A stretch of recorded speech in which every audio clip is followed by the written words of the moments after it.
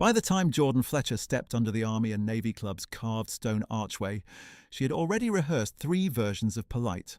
One for people who liked to test boundaries with a smile, one for people who needed reminding she was there for Owen, not for them, and one for people who said, Nanny, like it was a diagnosis. The valet took one look at her navy blazer, practical heels and neat low bun, and asked, "Staff entrances around back, miss." Jordan didn't bristle. She adjusted the overnight bag on her shoulder, Owen's backup dress shirt, wet wipes, his little inhaler, ring-bearer pillow, emergency crayons, and said, "Thank you. I'm with the Ashford engagement dinner."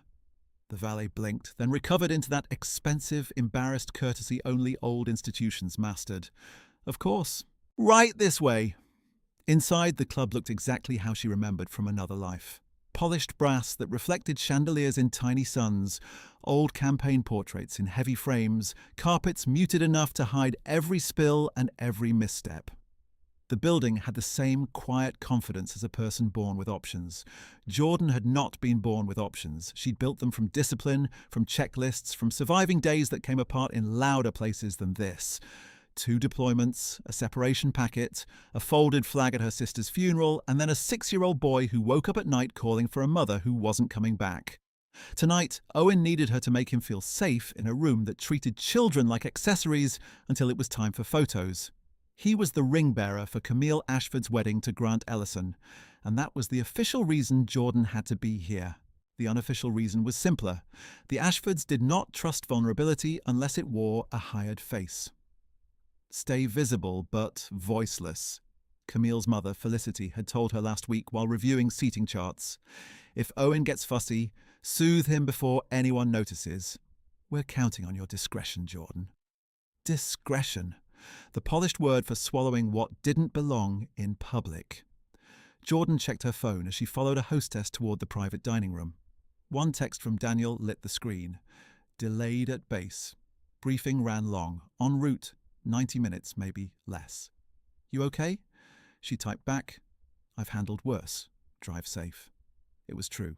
She had handled worse, but worse usually came with clarity, a mission, a chain of command, a plan.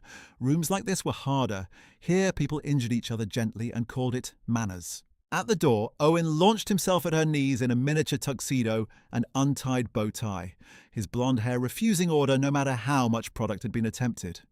Auntie Joe, they made me practice walking with a pillow like 5 times. Jordan crouched to his height, straightened his collar and bumped her forehead to his. 5 times means you're now a specialist. In what? Ceremonial pillow operations. His grin flashed, quick and bright, and some of her shoulders unclenched. Do I get a medal? 2. 1 chocolate, 1 gummy. Felicity glided over in emerald satin, pearls sharp as punctuation. Jordan, thank goodness. He has frosting on his cuff and we haven't even begun. Her gaze skimmed Jordan from shoes to blazer. You look polished. Jordan recognized the subtext immediately. Too polished. It's an engagement dinner at a private club, Jordan said mildly. I dressed for the setting. Of course, Felicity said, smile fixed. Just remember, tonight is about family and principal guests. We appreciate your professionalism. Principal guests. Jordan nodded once. Inside, the room was a tableau of power arranged around white linen and crystal. Judges with silver hair and practiced voices, 2 active duty officers in mess dress, a retired colonel with cufflinks shaped like crossed sabres, and 3 defense executives who laughed too loudly at one another's jokes and never fully exhaled. Camille stood at the center near the floral display in a cream dress that looked effortless in the expensive way that required 6 fittings. She air-kissed women she didn't like and called men by their first names before they offered them. When she spotted Jordan, she lifted 2 fingers without breaking conversation, a signal halfway between greeting and command. Jordan took Owen to the sideboard for water and cheese cubes. She kept one eye on exits, one on him, one on the room. Triaging atmospheres had become muscle memory. Is Uncle Daniel coming? Owen asked around a bite of cheddar. Soon, Jordan said. He got held up at work. Owen accepted that. Children of military families understood delays before they understood long division. From across the room, Camille's laugh rang out, light, high, engineered to carry. There she is! Jordan, come here. Jordan stood, wiped Owen's fingers with a napkin, and guided him beside her as she crossed to the main cluster. Every face turned with the faintly eager curiosity of people who expected entertainment between courses. Camille touched Jordan's elbow as if positioning a prop. "Everyone, this is our nanny, Jordan. She keeps the kid entertained while adults handle important things." Laughter rippled, gentle and deniable. Jordan kept her expression neutral. "Good evening," she said. "I'm Owen's maternal aunt and guardian support." Camille's smile did not move. "Right, yes, family adjacent. Same thing in practice." A woman in diamonds asked, "How long have you been with them?" "Since Owen was 4, Jordan said. "How sweet," the woman said. "And before childcare, did you ever want a real career?" A pause, brief as a blink, opened in Jordan's chest. She could hear Daniel in her head from years ago. Choose your objective before you choose your tone. Objective: keep Owen steady, get through dinner. Do not ignite a scene in front of a child. "I served on active duty before transitioning to reserve status," Jordan said. "Now I'm completing advanced trauma certification." The woman looked blank, then nodded in the way people do when they haven't listened but want credit for tolerance. "Well, it's wonderful you found something nurturing." Camille laughed again, tapping her champagne flute against her lower lip. "Jordan is full of fascinating stories, very dramatic sometimes." Jordan glanced toward the doorway on instinct, as if Daniel might materialize by force of will. He didn't. Her phone vibrated once in her pocket. Another delay update from him. No new ETA. An older man with steel grey hair, flagpin lapel, and contractor confidence stepped into Jordan's space. Grant's father, Harold Ellison. The man currently angling for a federal training bid under review, if half the whispered gossip Jordan had overheard at pickups was true. "You," he said, not bothering with her name. "Can you fetch a fresh bottle from that station?" Brute, not rosé like a good girl. His tone had the softness of habit. Not cruel, exactly. Worse, unquestioned. Jordan met his eyes. "There are servers assigned to beverage service, Mr. Ellison." For half a second his smile hardened. Then he chuckled and patted the air. "Look at that. Spirit." Camille slid between them, smoothing over what she likely considered an awkward social wrinkle. "I'll get someone. Jordan can take Owen to wash his hands again."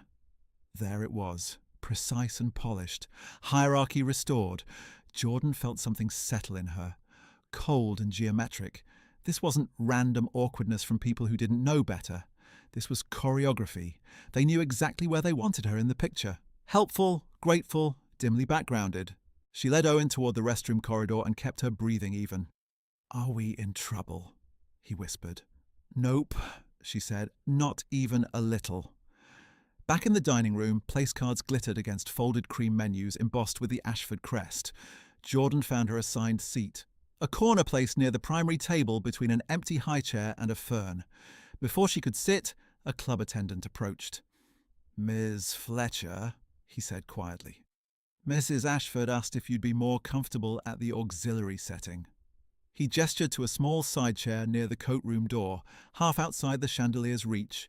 Jordan looked at Felicity, who gave her a tiny, apologetic smile from the family table without meeting her eyes. "Of course," Jordan said, "as long as I can see Owen." The auxiliary seat had no place card, only folded silverware and a water glass. From there, Jordan could hear every conversation while pretending not to. She cut Owen's chicken into perfect squares when he got restless, tied his shoe under the table, wiped sauce from his sleeve, and passed him peas one by one, while men in tailored suits discussed service and sacrifice over seared halibut. At one point, the retired colonel leaned back and declared, "Problem these days is everyone wants the status of military life without the burden. Real soldiers don't advertise." Grant, broad-shouldered and handsome in a forgettable way, swirled his wine and smirked toward Jordan without fully turning. "Exactly. Half the stories you hear are branding now. Trauma this, resilience that. Nannies with PTSD narratives are the new influencer scam." 3 people laughed. One looked down at his plate. No one corrected him. Jordan set down Owen's fork very carefully. "PTSD isn't a narrative strategy," she said. "It's an injury." Grant lifted his brows, amused. "See? Very online language." When Jordan corrected a judge's mistaken claim about evacuation protocols, he talked over her before she finished the second sentence. When she mentioned reserve mobilization timelines, Harold Ellison said, "Let's leave technical talk to those currently in the game." She could have listed unit numbers and operation names without inhaling. Instead, she took a sip of water and looked at Owen, who was arranging peas into a triangle like a puzzle he could solve. Between courses, Camille appeared at Jordan's elbow and pinched the sleeve of her blazer between manicured fingers. "Could you take this off?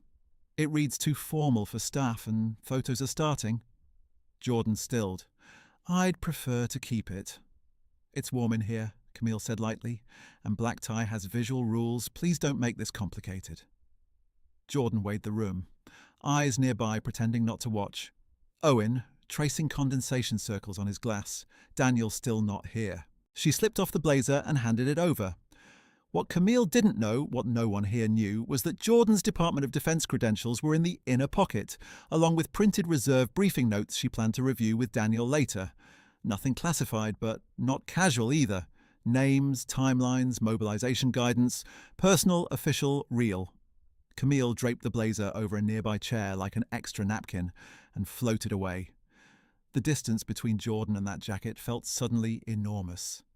Dessert arrived with speeches. Camille thanked everyone for supporting this next chapter and toasted to legacy, family, and the people who keep things running behind the scenes. She tilted her glass toward Jordan without saying her name. After applause, Felicity leaned down to Jordan and murmured, still smiling for the room, "Please keep Owen settled. He's fidgeting." "He's 6, Jordan said quietly. "He's been excellent for 2.5 hours. "Exactly. Let's not ruin that now." The words landed harder than the obvious insults because they were almost reasonable. That was how nights like this worked. 100 little cuts administered by people convinced they were gracious. Jordan checked her phone under the table. Daniel. "Parking now. 10 minutes. Relief came sharp, almost painful. 10 minutes. She could hold this line. 10 more minutes. Then a server hurried to Felicity, whispering near her ear. Felicity's face changed by degrees, confusion, annoyance, then performative calm. She stood and tapped her glass. "I'm so sorry, Tiny Hiccup," she said brightly. "One of the silver place cards from the head table is missing. It's likely misplaced. If everyone could just stay seated while we locate it." Conversation thinned into attentive silence. Harold Ellison's gaze moved, deliberate, to Jordan's overnight bag by her chair. Camille followed his look and gave a little helpless laugh. "Jordan has everyone's things in her bag, snacks, glue sticks, I don't even know. Maybe just check there first so we can move on." The quiet that followed was a living thing. Not outrage, not defense, anticipation. A club security officer appeared at the doorway, professional and expressionless. "Ma'am," he said to Jordan, "would you mind opening your bag?" Owen's small hand found Jordan's wrist under the table and tightened. Jordan looked from the officer to Felicity to Camille to the men discussing honor 15 minutes ago. No one told security to stand down. No one said, "That's absurd." Crystal gleamed. Silver shone. Faces waited. Ear she heard her own pulse, and beneath it, an older instinct rising. The one that had carried her through mortar alarms and evacuation corridors and hospital waiting rooms after casualty calls. The one that said, assess, decide, act. What was at risk was no longer just her pride. It was Owen watching how adults built truth in real time. It was Daniel walking in to find her framed as suspect in a room that would call it procedure. It was every future demand that she smile and accept less because she had accepted it before. Jordan placed her palm over Owen's hand, steadying both of them. "Before I open anything," she said, voice clear enough to cross linen and crystal, "I want to know who is making the accusation, and on what basis." No one answered immediately. From the hallway beyond the dining room, the main doors opened, and the faint echo of measured footsteps in dress shoes began to approach.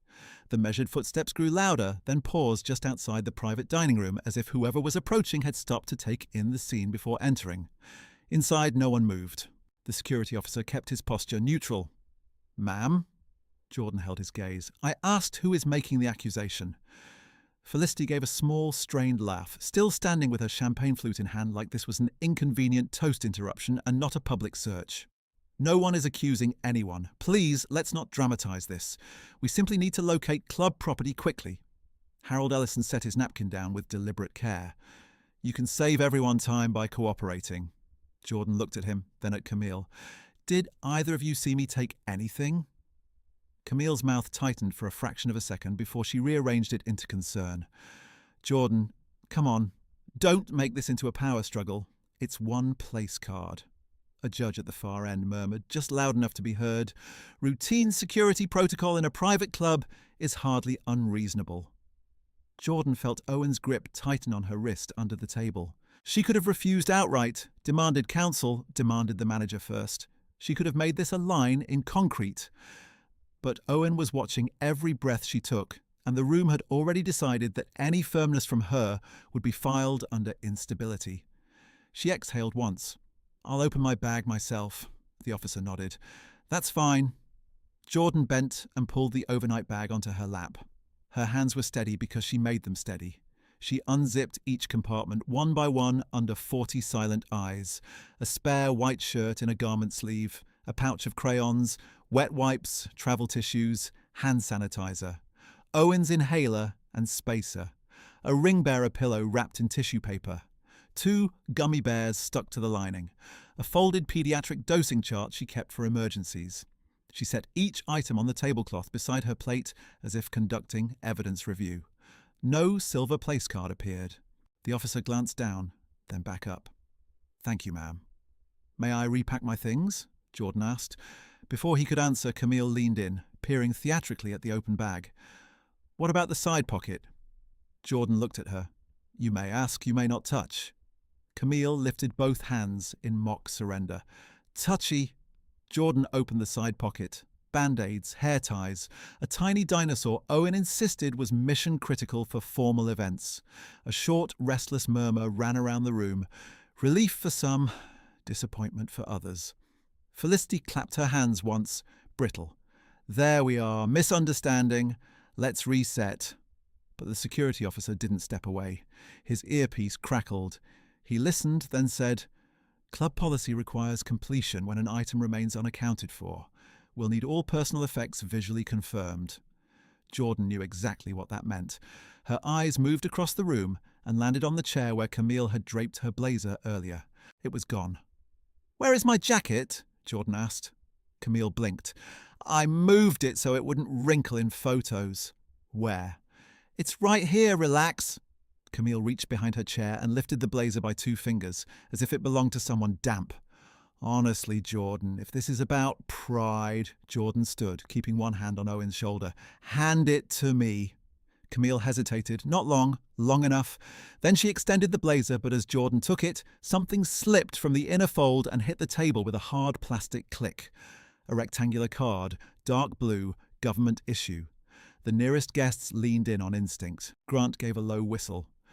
What's that? Cosplay credentials? Jordan snatched the card before anyone else could touch it and slid it into her palm. It's mine! Harold Ellison laughed softly, to no one in particular. Now this is getting interesting. The security officer shifted, uncomfortable for the first time. Ma'am, if that is identification relevant to your presence in a controlled event... It is not your business, Jordan said, then corrected herself by force. It is personal federal identification. You do not handle it. The retired colonel, who had spent dinner pontificating about real soldiers, leaned toward her with bright, predatory curiosity. Federal identification for childcare staff? That's unusual. Jordan didn't answer him. A server hurried in from the side station and whispered to another attendant, who then moved to Felicity and spoke into the shell of her ear. Felicity's shoulders loosened, then stiffened again when she realized everyone noticed. The card was under the centerpiece stand, she announced, smile returning in pieces. Apparently it slid during plating. No one cheered. No one apologized. Camille gave a little breathy laugh. See? Problem solved. Let's all be adults and move on. Jordan looked at the cluster of items still laid out like contraband beside her plate, then at the faces around her, curious, bored, faintly annoyed she had not performed gratitude for being cleared. Move on to what? She asked quietly. Dessert. Grant leaned back in his chair, drumming his fingers on the table. Move on from your persecution complex. Nobody accused you of a felony. You called security on her bag. said a woman near the end of the table, the first dissenting voice all night, thin but audible. Grant shrugged. A bag full of random stuff at a head table event. It's called caution. Jordan started repacking Owen's things with precise motions. Shirt folded. Inhaler checked. Dinosaur recovered. From outside, those footsteps resumed, closer now, accompanied by another set, then the muted murmur of club staff greeting arriving guests. She didn't look up yet. She heard Felicity attempting social CPR. Perhaps coffee in the lounge for 10 minutes while staff resets. No, Harold said, not taking his eyes off Jordan. We finish this room first. If people are bringing unauthorized credentials into private events, I'd like assurance of vetting. Jordan straightened slowly. You don't get to demand vetting from me. He smiled, paternal and cold.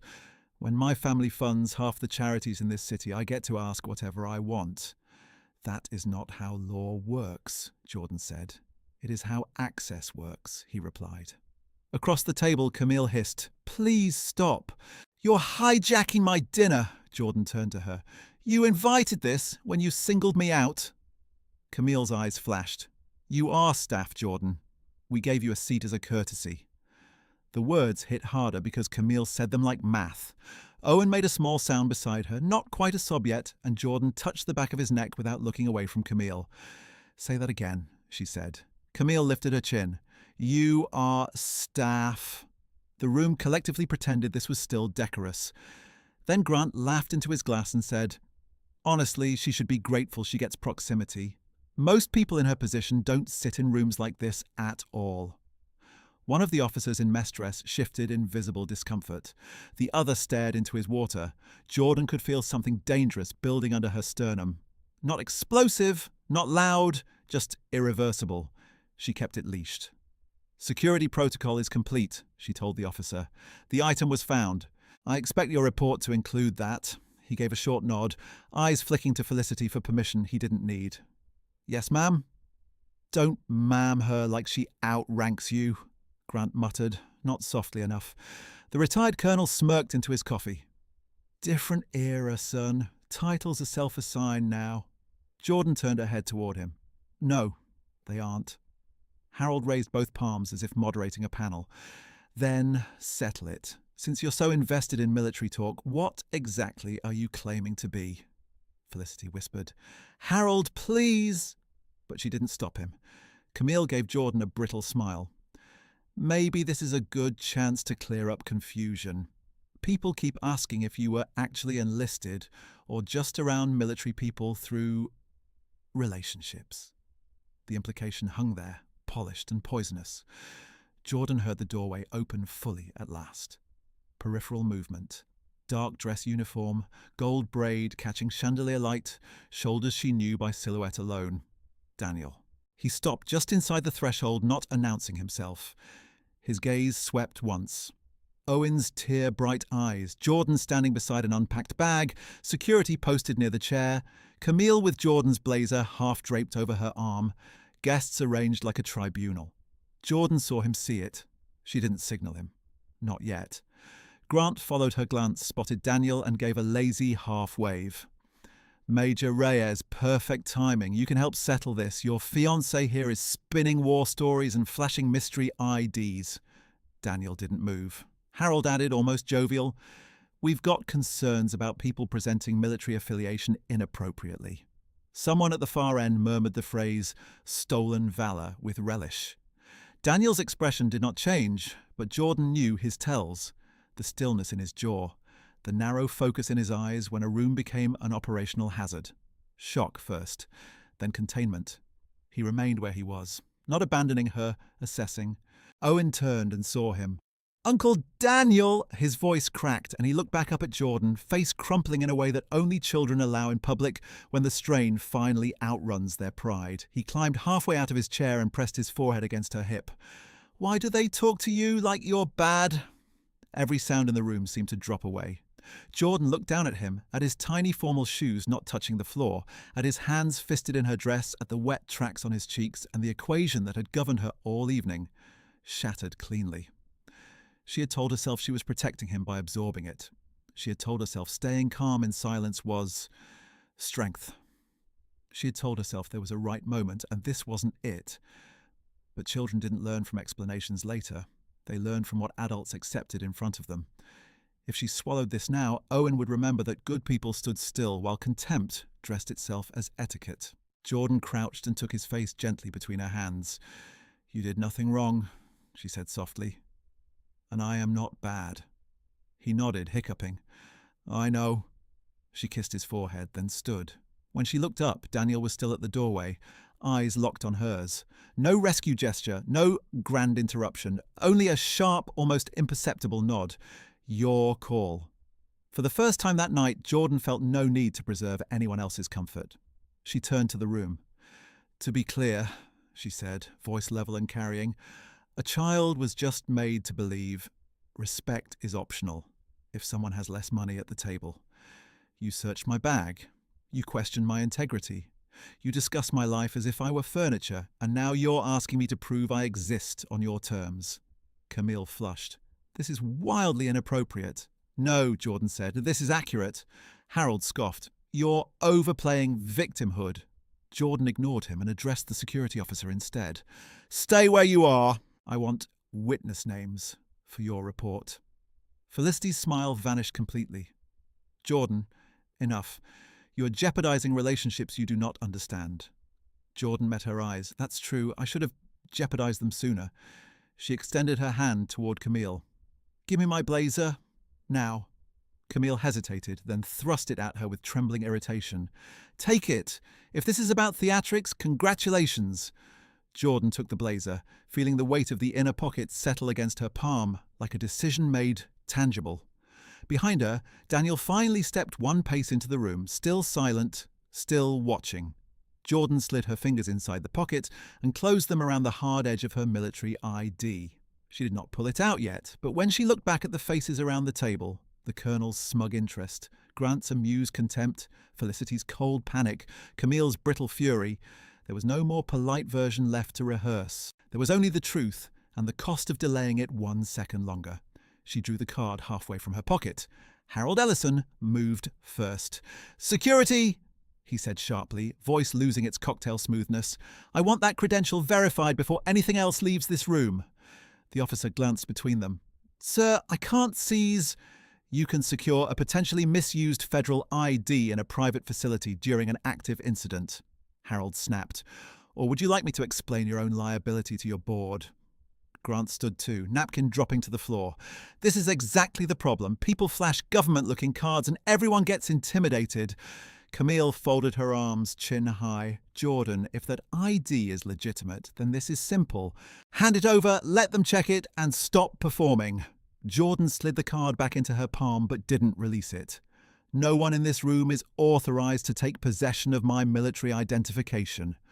"Then you won't mind if we call the proper authorities," Harold said. He was already pulling out his phone. "I have contacts at Contracting Command who can verify in minutes." Daniel took another step forward. "Mr. Ellison—" Harold sliced a hand through the air without even looking at him. "Major, stay in your lane. You're compromised here." That landed. A few heads turned. Compromised, a careful word chosen to stain both of them at once. Felicity's voice came tight and brittle. "Daniel, perhaps the best thing is to de-escalate. Please convince Jordan to cooperate so we can protect everyone. Protect everyone. Not protect truth. Not protect Owen." Jordan felt Owen press closer against her side. She put her free hand on his shoulder and kept her voice level. "The item was found. The search is complete. There is no active incident except harassment." "Harassment?" Camille gave a short laugh. "You're standing in the middle of my engagement dinner accusing my family while clutching mystery documents." Retired Colonel Hensley leaned back in his chair with open disdain. "In my day, real soldiers didn't need dramatic reveals at the table." Jordan turned, looked directly at him, then looked back at Camille. She stopped waiting for permission. Jordan stepped to the place setting nearest the centerpiece and brought the card down flat against the linen, hard enough that 2 water glasses shivered in place. The military ID sat under chandelier light, unmistakable in format and seal. Silence snapped through the room in a visible wave. Grant stared at it, then recovered first, scoffing too loudly. "Fake templates are everywhere." Harold leaned in without touching it. Could be expired, could be altered, could be borrowed. Camille's smile went brittle. And if this is your entire point, congratulations, Jordan. You've made a spectacle. Security didn't move toward the card. The officer kept both hands visible. Ma'am, for clarity, I am only witnessing the display. I am not taking possession. Correct, Jordan said. You are witnessing. Daniel stayed one step behind her left shoulder, close enough to be a wall, silent enough to keep her lead intact. Jordan angled the ID so the officer could read. Jordan Fletcher, reserve status. You can document the name and last four if you need report accuracy. Harold barked a humorless laugh. No chain of custody, no verification value. Then call whoever you intended to call, Jordan said. I'm done being cross-examined by civilians who accuse me of theft. Camille's gaze cut down to Jordan's blazer, then back up. If you're done, then stop pretending there's more. At the word more, Jordan followed Camille's eyes. Her blazer pocket had shifted open when she pulled the ID Camille moved before anyone else. Oh my God! Are those papers official?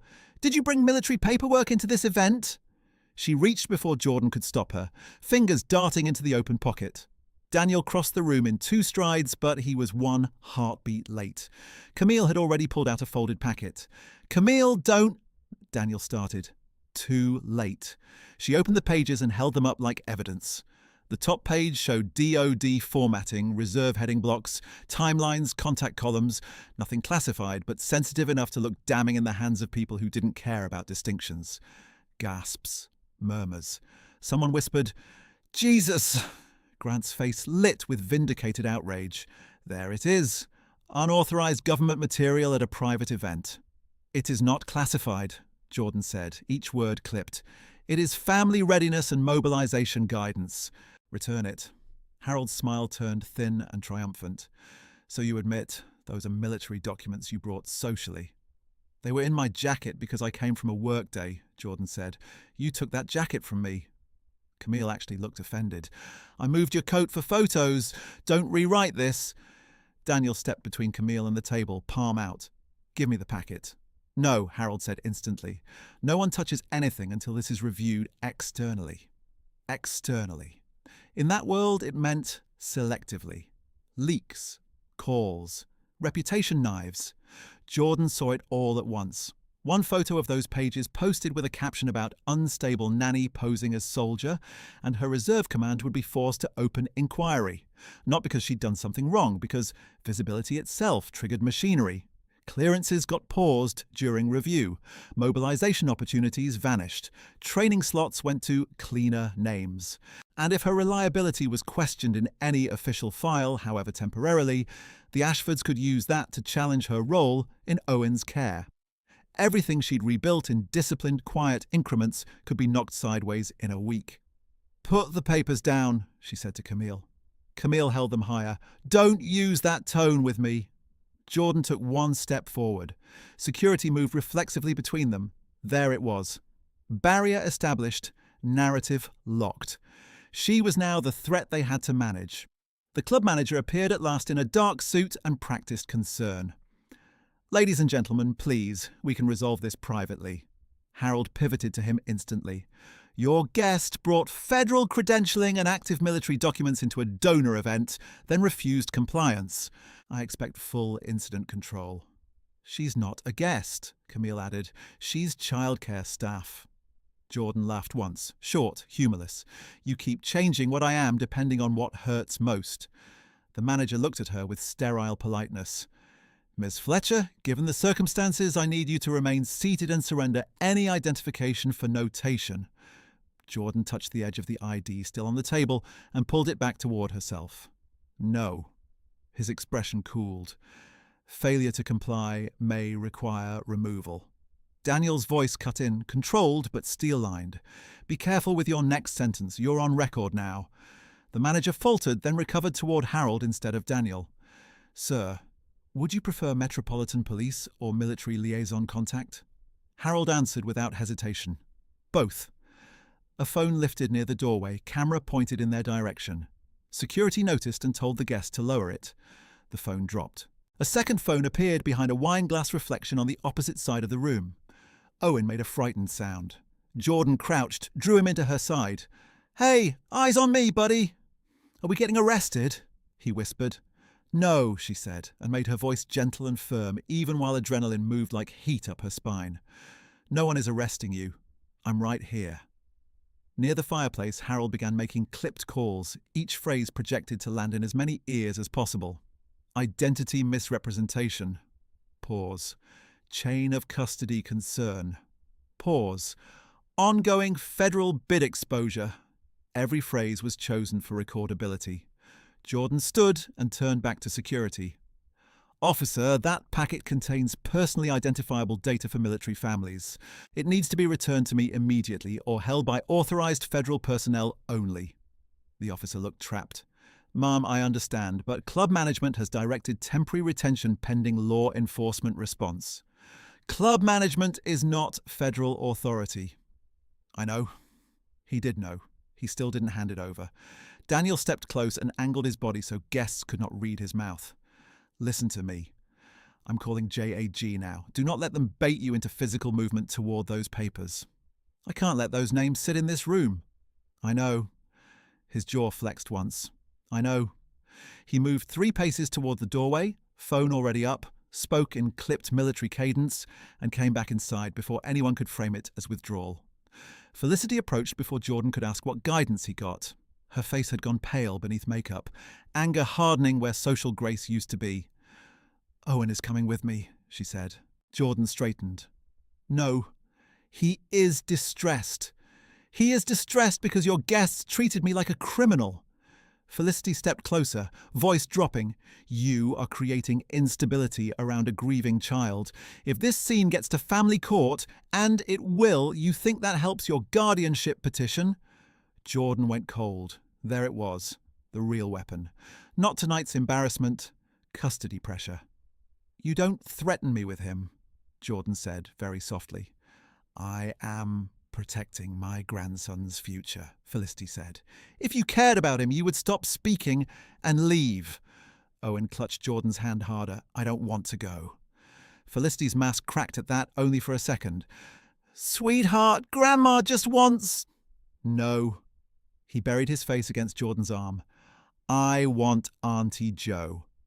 Several guests watched openly now, appetites sharpened by stakes. No one intervened. Daniel returned fully to Jordan's side, lowered his voice. "JAG says do not surrender military ID to private security. Ask for MP liaison by name. I texted it." Her phone buzzed in her pocket. She didn't reach for it. A younger club attendant hurried in with a tablet, whispered to the manager, and showed him the screen. The manager blanched, then turned toward Jordan. "Ms. Fletcher," he said, tone now formal in a way that signaled institutional distancing. "There appears to be online chatter already identifying you in connection with an incident involving military credentials at this club.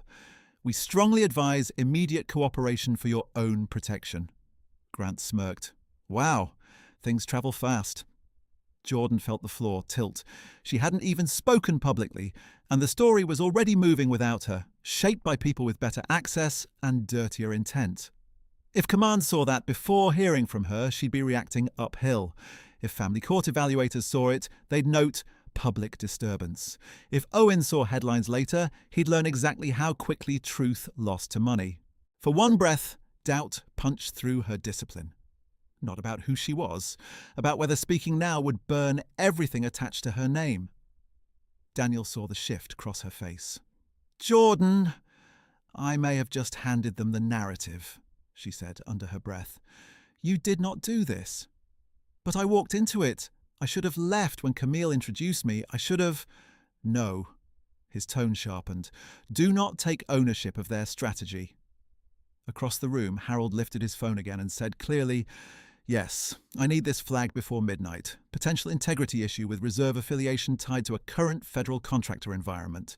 He was building a paper trail in real time. Jordan looked at Owen, at the packet still not returned, at the widening circles she could no longer close with a calm smile and better manners. This was no longer a dinner gone wrong. This was a professional strike. Daniel didn't step away this time. He stayed planted beside her and said quietly, "I need to tell you one thing before this gets louder." She glanced at him, wary. "What?" I should have stepped in the second I heard Grant say stolen valor.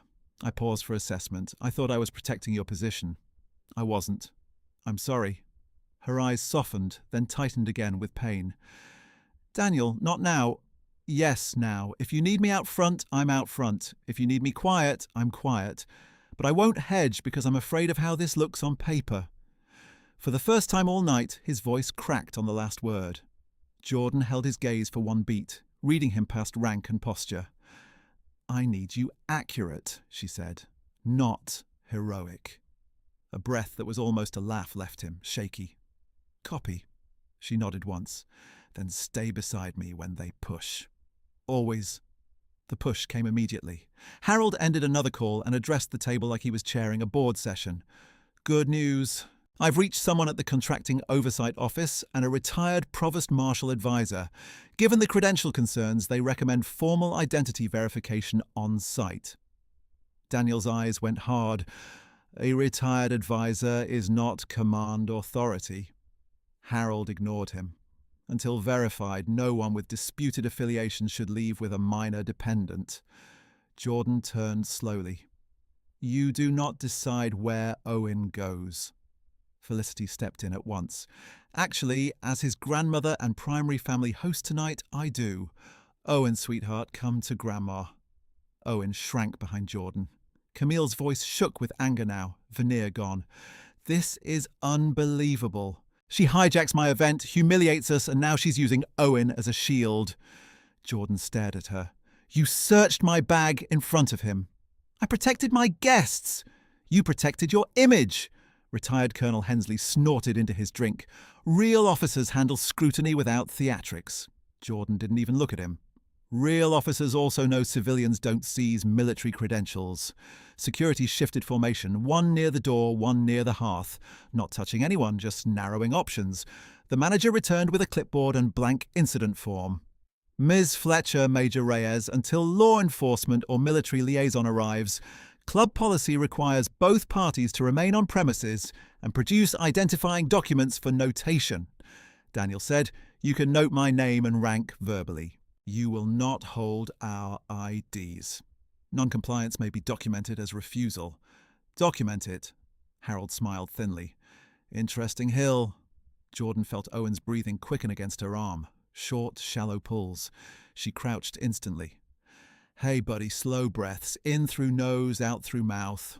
He tried, but a faint wheeze threaded the exhale. Inhaler, Jordan said, reaching for the overnight bag on the chair. It wasn't there. She spun. Where is his bag? A security officer gestured toward a side console near management. Held with incident items, ma'am. Jordan stood so fast the chair legs scraped. That bag contains his rescue inhaler. The officer moved to retrieve it, but Harold lifted a hand. Wait. If it's part of the contested property chain... Daniel's control snapped. Move. The single word cracked like a command on a range. The officer flinched and grabbed the bag immediately, bringing it over. Jordan had the inhaler and spacer assembled in seconds, hands steady because panic was a luxury she could not afford. Owen took 2 puffs, then another after 30 seconds, breathing, gradually easing. The room watched in uncomfortable silence as the stakes became visible in a child's chest. Jordan rose, inhaler still in hand, and faced them all. You delayed access to a 6-year-old's medication over a place card and your ego. No one answered. Then Camille made her final move. She snatched the incident clipboard from the manager, scribbled hard across the top line, and thrust it back. There, written statement, Miss Fletcher refused lawful instructions, presented questionable military identification, and created emotional risk to a minor. She looked directly at Jordan, voice trembling with rage and righteousness. I'll send this to every attorney involved in Owen's guardianship. For 1 suspended second, Jordan could not feel her fingers. That was the edge, not insult, not social humiliation, legal weaponization of the one thing she could not let them touch. She set Owen's spacer down, stepped toward security, and spoke with the same measured cadence she used in debrief rooms. Officer, Begin witness notation now. Include Mr. Harold Ellison, Miss Camille Ashford, Mrs. Felicity Ashford, Mr. Grant Ellison, retired Colonel Hensley, club management, and all staff who handled my person, bag, blazer, and the packet removed without consent. Include the delay in returning a child's rescue medication. The officer swallowed and nodded. Yes, ma'am. Harold gave a dismissive wave. You can draft all the paperwork you want. Without credential authentication, this is noise. Jordan reached to the center of the table, lifted her military ID again so everyone could see it clearly, then angled it to the officer. Read it into your report, she said. The officer did. Name, branch, status. Grant looked suddenly less certain. Camille's jaw locked. Felicity stared at the card as if it were a personal betrayal. Daniel stayed exactly where he said he would, beside her, quiet, accurate, unflinching. Jordan lowered the card, then placed it back onto the white linen a second time, deliberate and final. Now, she said to the room that had demanded she be visible and voiceless, we can discuss what happens when you accuse the wrong woman in front of a child. Now, she said to the room that had demanded she be visible and voiceless, we can discuss what happens when you accuse the wrong woman in front of a child. No one answered her, so Jordan answered for them. She lifted her chin, eyes on the security officer first, because he was the one writing. Read this into the record exactly. Staff Sergeant Jordan Elise Fletcher, United States Army Reserve, former active duty, 2 combat deployments, medical evacuation support and family readiness operations. Army Commendation Medal with Oak Leaf Cluster. Combat Action Badge. The room stilled in a different way now. Not curious, not entertained. Cornered. She turned to Harold Ellison. You asked what I'm claiming to be. Then to Grant. You called it stolen valor. Then to Camille. You called me staff when it suited you and family when you needed free labor. She looked back at the officer. Include that, my military ID and personal work packet were removed from my jacket without consent. Include that my dependent's prescribed rescue inhaler was delayed when his bag was withheld. Harold barked. This is an emotional monologue, not legal fact. Jordan didn't raise her voice. I have timestamps, witnesses, and your own words in a room full of people who heard them. Daniel stepped forward, measured and formal. Major Daniel Reyes, United States Army. I served as then Sergeant Fletcher's operations officer during deployment rotation Kilo sector. I can verify her identity, status, and commendations from personal command history. He shifted his gaze to Harold with surgical calm. If this report omits or distorts her service record and the sequence of tonight's events, I will provide sworn statement to club governance, military legal, and contracting oversight offices by 0800. Harold's jaw tightened. You're threatening me in a private social event? No, Daniel said. I'm defining consequences. Camille laughed once, sharp and brittle. Oh, please, you two rehearsed this. From the end of the table, Colonel Hensley finally stood, his chair scraped hard against parquet. He stared at Jordan like he was trying to place a face from smoke. Fletcher, he said slowly. What unit in Kandahar? Jordan turned to him. 426th Civil Affairs Attachment, then Medevac Support Task Force South Corridor. Hensley's mouth opened, then closed. Call sign? Raven 27. His hand, the one holding his coffee cup, trembled. My nephew, he said, voice suddenly rough. Lieutenant Aaron Hensley, convoy hit outside Panjwai. He told me he said a sergeant with that call sign stayed in the kill zone and dragged 2 men to extraction. Jordan held his gaze. Your nephew was one of 6 we pulled that day. The colonel sat down slowly, as if his knees had forgotten orders. He looked at Harold, then Camille, then Grant. You idiots, he whispered. Louder. You absolute idiots. Grant flushed hot red. That proves nothing about tonight. It proves, Hensley snapped, that you mocked a soldier whose boots carried more weight than your whole resume. Silence slammed down again. The club manager cleared his throat, suddenly deferential in Jordan's direction. Ms. Fletcher, we can move to a private office and complete incident documentation properly. No, Jordan said. In here, in front of the same witnesses who watched the accusation. Harold stepped in, trying to reclaim altitude. Any statement leaves this room only through counsel. Jordan nodded once. Good. I've already notified mine. It was a bluff by 3 minutes. She sent the text while holding his gaze. Across the room, 2 guests who had stayed quiet all night stood up. The woman in diamonds, the one who'd asked Jordan if she ever wanted a real career, avoided Jordan's eyes and whispered to her husband, "We should go." The first dissenting woman, a federal magistrate Jordan recognized from local news, did not leave. She spoke to the security officer.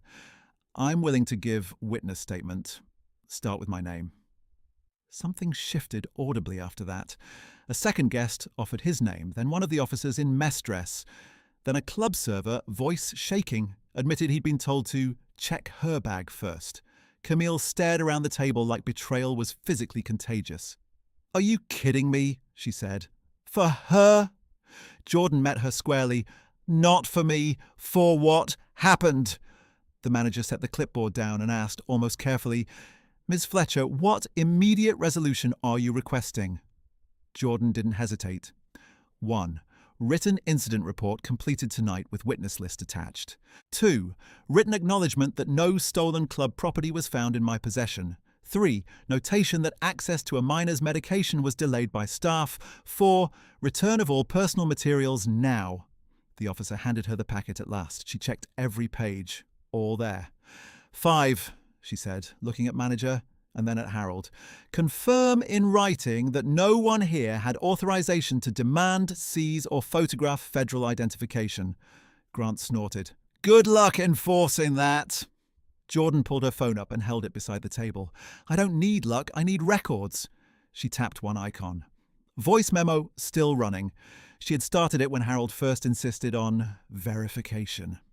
Daniel's eyes flicked to hers, impressed, relieved. Harold realized it 2 beats later. That recording is not admissible without consent. In D.C., one-party consent applies, Jordan said. For the first time all night, Harold looked unsure. The fight didn't end, it mutated. They moved to the club's walnut-panelled boardroom where portraits of dead admirals watched everyone pretend this was administrative routine. Owen sat wrapped in Daniel's dress coat, half asleep against his shoulder, inhaler tucked safely in Jordan's hand now. Harold arrived with 2 attorneys in under 30 minutes. Camille came back from the powder room with fresh lipstick and war in her eyes. Felicity didn't speak to Jordan at all. She stared at the legal pads like she could rewrite the evening by glare alone. Ms. Fletcher, one attorney began, my clients are prepared to resolve this discreetly if you'll sign a mutual non-disparagement agreement and acknowledge misunderstanding. Jordan almost smiled. You publicly searched my bag, implied criminal conduct, and threatened my guardianship over a child with asthma after delaying his medication. You don't get discreet. Camille leaned forward. Do you hear yourself? You're trying to destroy a family over a seating issue. Jordan turned to her, voice flat. No, I'm refusing to protect yours at my expense. The second attorney slid a paper across the table anyway. For everyone's benefit. She didn't touch it. Daniel did. He read 3 lines and laughed without humour. This says Jordan admits misrepresentation of military affiliation. Harold spread his hands. Standard language. No one reads these things literally. Jordan looked at him for a long second. That sentence right there is why your bid should terrify every soldier you claim to train. One of the club directors entered at midnight sharp. An older woman named Mrs. Ibarra with iron grey hair and no patience left for rich men posturing. She set down a folder thick with preliminary statements. I have 12 witness notes, she said, including 2 from our staff and 1 from a sitting magistrate. Mr. Ellison, your characterization of this as routine verification is contradicted by your own quoted language. Harold opened his mouth. Ibarra lifted one finger and kept speaking. Effective immediately, your family's event privileges are suspended pending formal review by the Conduct Committee. Ms. Ashford, that includes all wedding-related bookings. Camille went white. You can't cancel my wedding over gossip. Ibarra's gaze was glacial. I can suspend access for weaponizing staff, creating a hostile event environment, and compromising child welfare on club premises. We are done discussing whether I can. Grant slammed his palm on the table. Do you know who my father is? Ibarra didn't blink. Tonight, very clearly. Harold stood. This is retaliatory. I'm on 3 defense boards. Then you understand documentation, Ibarra replied. She nodded to Jordan. Ms. Fletcher requested written incident report before departure. She will have a signed copy in 10 minutes. Jordan spoke before anyone could redirect. Add this line. No evidence supported suspicion against Miss Fletcher regarding missing club property. Item was later found under centerpiece stand. Exact wording. Ibarra nodded. Done. Camille looked at Felicity in panic. Say something! Felicity finally did, but not to Ibarra, to Jordan. Low, furious, trembling. You have no idea what you've done. Jordan held her stare. I know exactly what I've done. She pointed to the report draft. I stopped this from happening to the next woman. Harold tried one last angle. He took out his phone and turned it so Jordan could see an email header. Contracting oversight intake. I can still send concerns about your fitness and conduct instability, he said softly. You'll spend years clearing that smoke. Jordan met him without flinching. And I'll send this report, witness statements, and your recorded comments about leveraging access. Include my command liaison CC'd on every line. Daniel stepped beside her. And mine. Harold's thumb hovered over send, then stopped.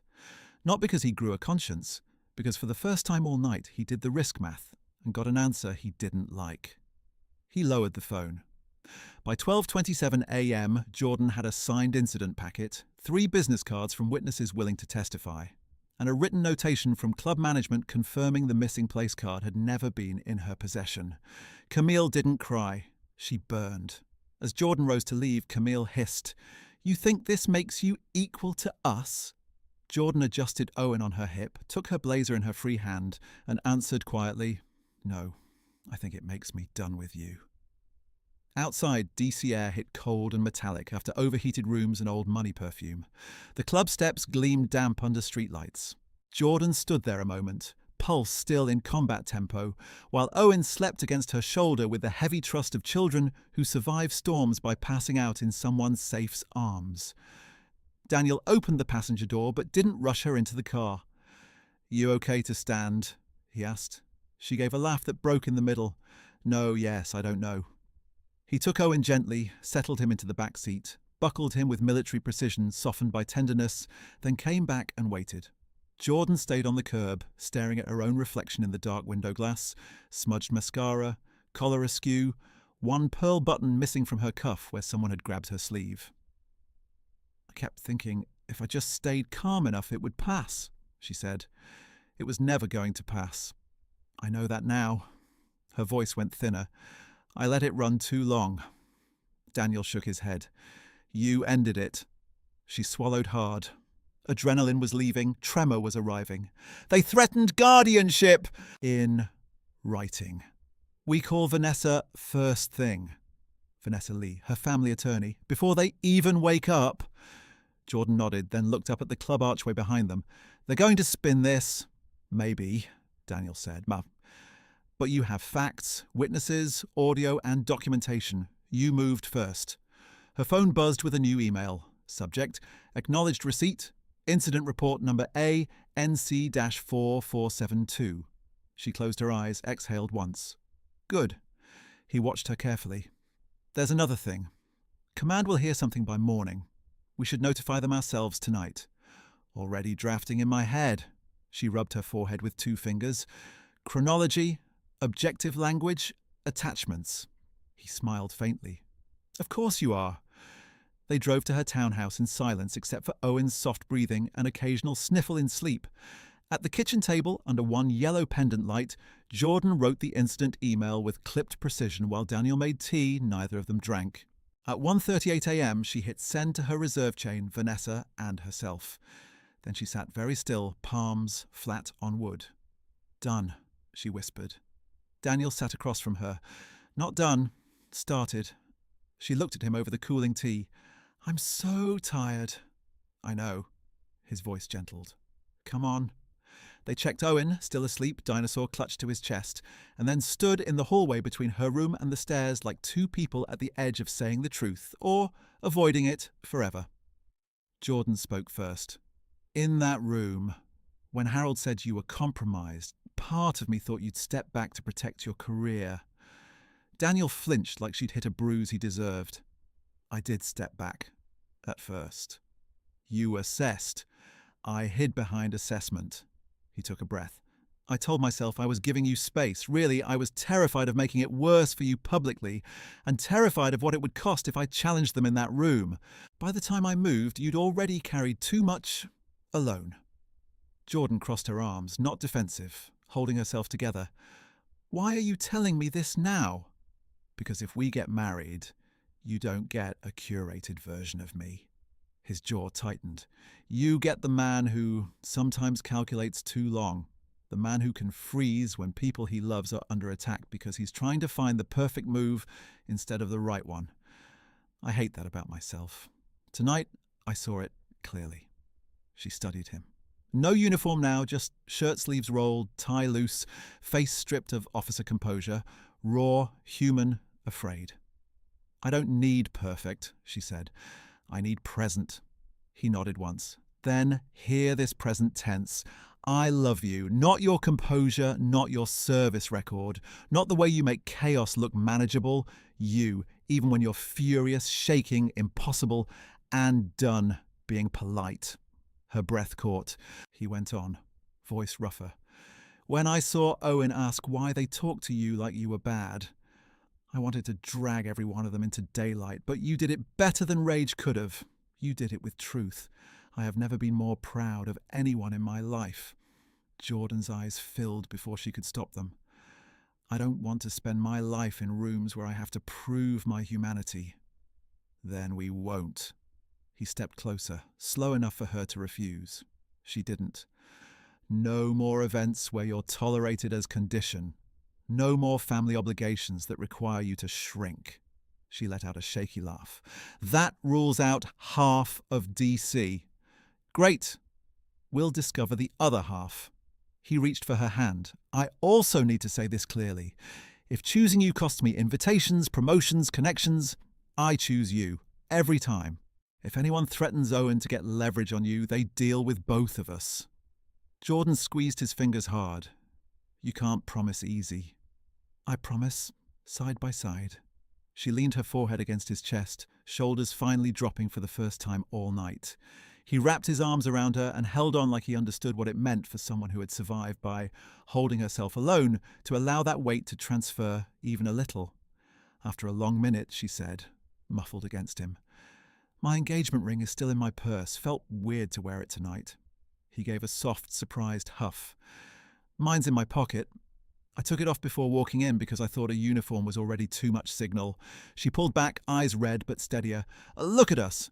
Two tactical idiots. He laughed, real this time, and pressed his forehead to hers.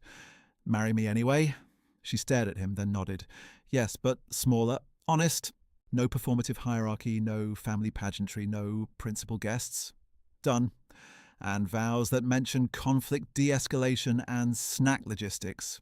Non-negotiable.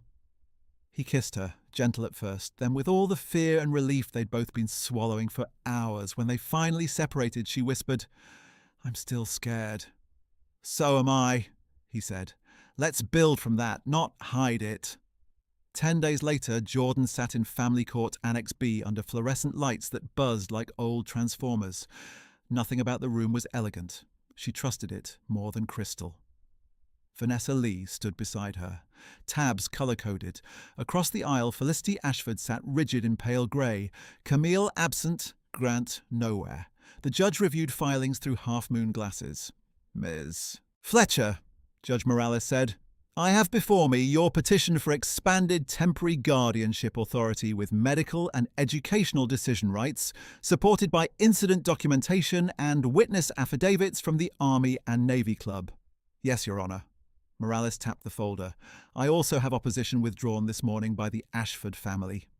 Felicity's mouth tightened. Vanessa added, calm and precise, My client is not seeking to sever familial contact, only to stabilize legal authority for the minor's day-to-day needs. Morales nodded. Given the evidence of disruption and the child's expressed attachment needs, petition is granted with structured visitation. Court officer will issue the order today. Jordan closed her eyes for 1 second. Thank you, Your Honor. Outside in the corridor, Felicity intercepted her, voice low and ragged with anger and something like grief. You made us look monstrous. Jordan adjusted the folder under her arm. I didn't make you anything. Felicity looked suddenly older than she had at the club. Camille's engagement is postponed. The club suspended us for 6 months. Reporters are calling. Jordan held her gaze. Then maybe next time you protect a child before a seating chart. She walked away before Felicity could answer. That afternoon, Jordan met Mrs. Ibarra in the club's side office to sign final witness addendum. Ibarra handed over a sealed letter. Formal notice, she said.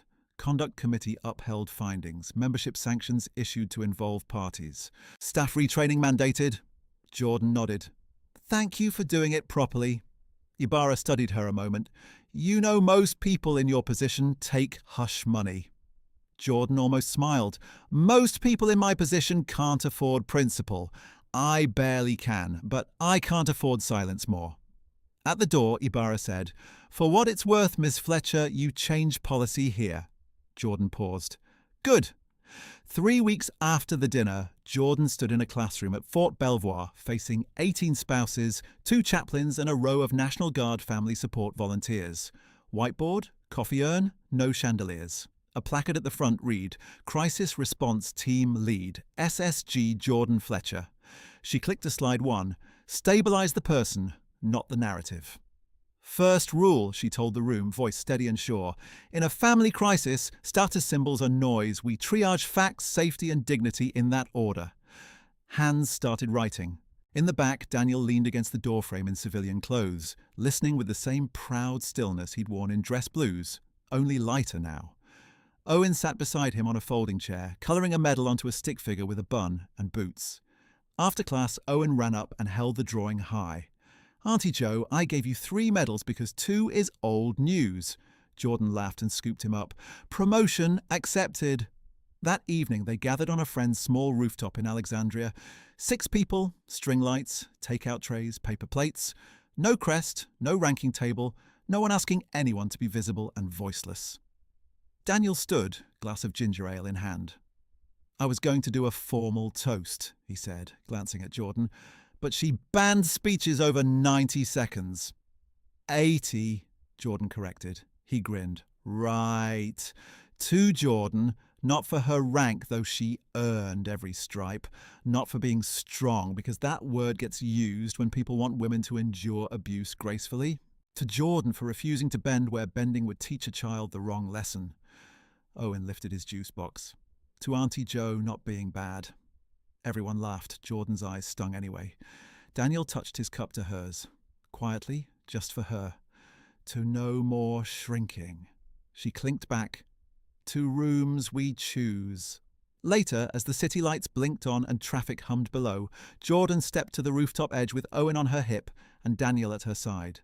Warm wind lifted loose strands from her bun. At the club she had rehearsed 3 versions of polite.